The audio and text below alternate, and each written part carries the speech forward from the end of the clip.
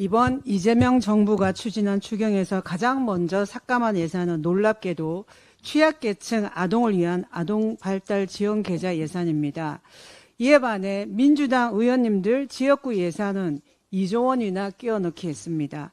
정부와 아동이 2대1로 매칭하여 사회 진출 시 목돈을 마련해주는 아동발달지원계좌, 즉 디딤씨앗 통장입니다. 이 제도는 저소득층 아동에게는 단 하나의 희망의 사다리이자 최소한의 기회를 보장하는 마지막 장치입니다. 하지만 이번 추경에서 정부는 예산 3억 원을 전액 삭감했고 국회 보건복지위원회에서 어렵게 제가 이 취지를 충분히 설명해서 150억 원은 살렸습니다. 그럼에도 불구하고 본회의에서 전액 삭감된 채 처리했습니다. 삭감 이유는 경기가 어려워 본인 납입 여건을 충족하지 못하는 아동이 많다는 이유입니다. 어불성설입니다. 그렇기 때문에 정부가 더 적극적으로 도와야 하는 것이 이 제도입니다. 이재명 정부의 위선의 한 단면을 보는 것 같아 씁쓸합니다. 그 다음 정은경 보건복지부 장관 후보자께 충실한 청문회가 되기 위해서는 성실하고 신속한 자료 제출을 해 주시기를 촉구합니다.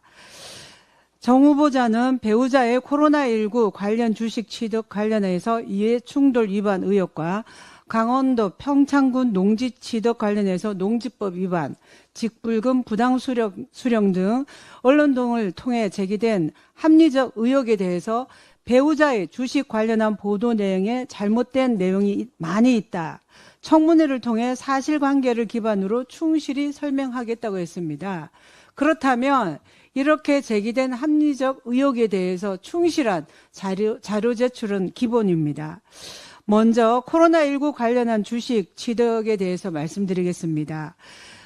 인사청문 요청 사유를 보면은 28년간의 공중보건과 국민건강 증진을 위한 제도적 기반 마련과 관련 있다라고 되어 있습니다.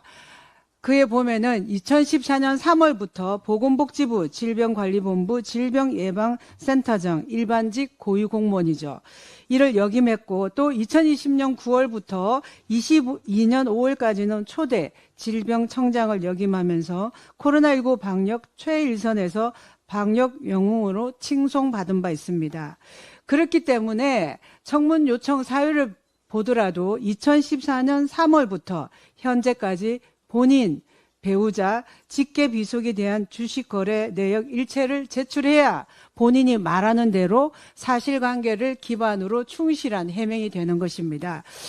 그 다음은 강원도 평창군 봉평면 원길리 소재의 취득 당시에는 논이었습니다. 전 2,701제곱미터랑 답이 이게 논이죠. 답이 2,890제곱미터인데 21년 5월 1일자로 전으로 지목 변경되었습니다. 이 두 개 합치면 취득 당시부터 2021년 4월까지는 1,691평이나 됩니다. 그런데 배우자가 2020년 3월 23일부터 2년 동안 경남 창녕군 고안면 소재 요양병원에서 근무했고 이후에 23년 1월 1일부터 현재까지는 인천 미추홀구의 병원에서 근무합니다.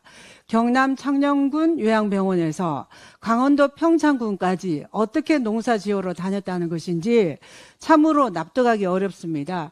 제가 어젯밤에 네이버 지도상 거리를 보니까 한 330km 내지 350km고 이후에 후보와 배우자가 살았다는 서울 주거지는 또 150km 정도 됩니다.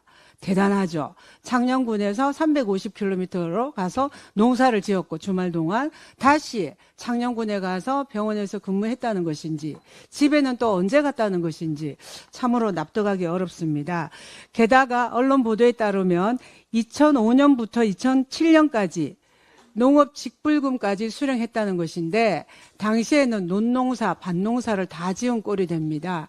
그렇다면은 어떤 종자, 묘종을 심었는지, 비료를 어떻게 썼는지, 하이패스 기록 등을 충실히 제출해야만이 본인이 말한 대로 충실한 해명이 되는 것입니다. 그 외에도 여러 가지 자료 제출을 했습니다. 충실히 자료 제출에 응해 주시기 바랍니다.